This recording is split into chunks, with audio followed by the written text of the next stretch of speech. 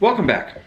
Well, today I want to just kick things off a little bit easier because while there are a lot of videos out there about photography, how to begin in photography, things like this, I feel that everybody explains things in a different way, and therefore what one person says may be expressed in a different way.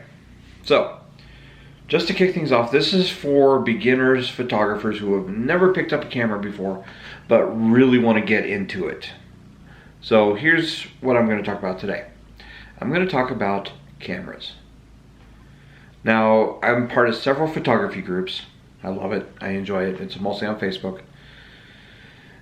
But the biggest question that comes up all the time is, which camera should I get when beginning photography? I mean, you got the point and shoot cameras, which I'm using currently to film this. You got your phones, which that's great because you can do a lot of good photographs with them.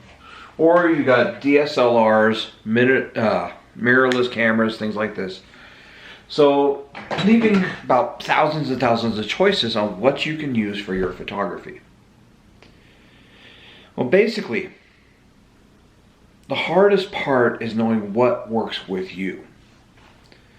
See, when you ask somebody, what camera should I get?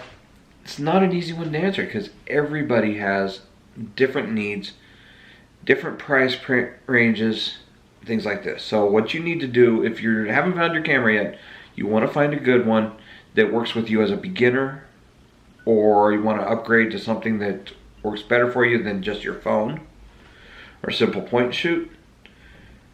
Then what you need to do is, this is strictly a suggestion because it works better than anything else. First off, come up with a few questions. Question number one, what do I want the camera for? How versatile do I want it? Okay, that's two questions, but it still works. How much am I willing to pay? Because there are cameras that range anywhere from, well, let's start from the highest end.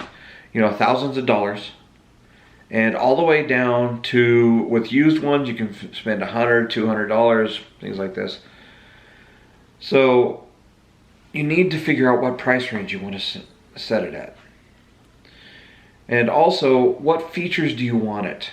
Now, a phone may be great, and I'm not saying it isn't. I use it for photography all the time. That's part of the reason why I got an iPhone 11, because it was supposed to be really good for it.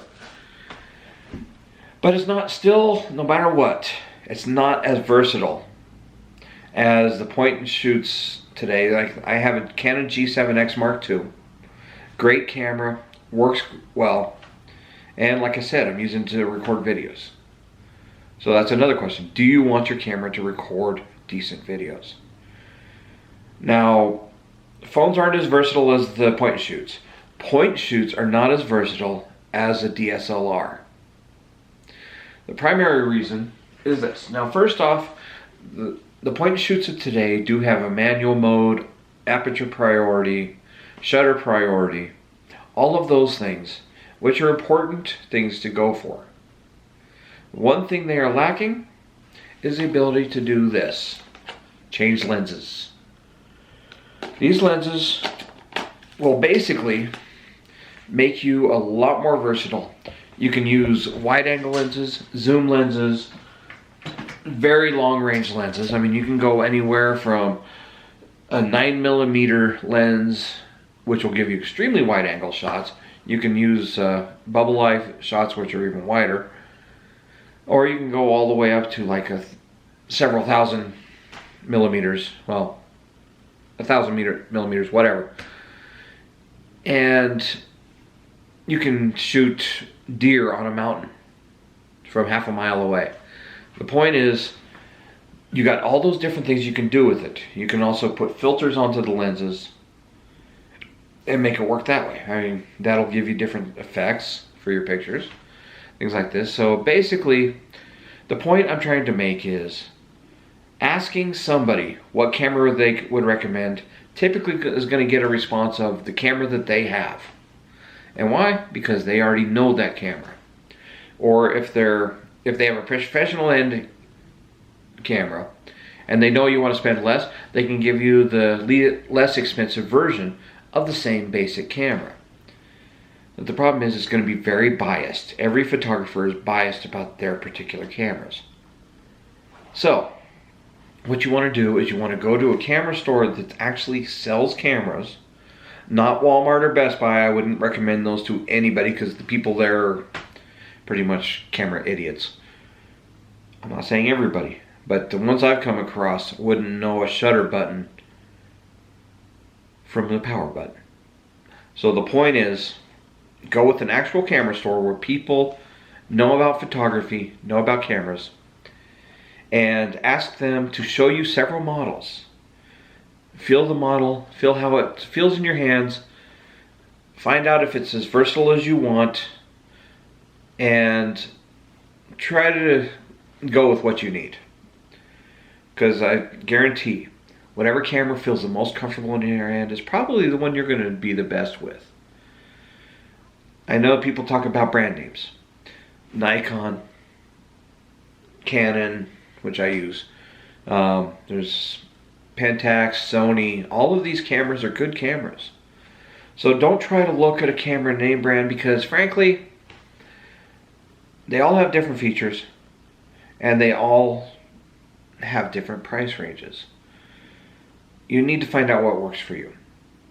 And whatever one is right for you, I guarantee you will be happy with that camera. It means less chances of you returning it and getting a different camera. Just ask those questions when you get it. Ask yourself those questions before you check out the cameras.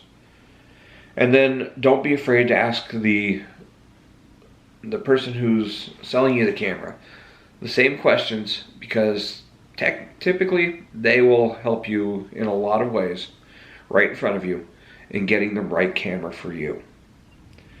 So that's about it.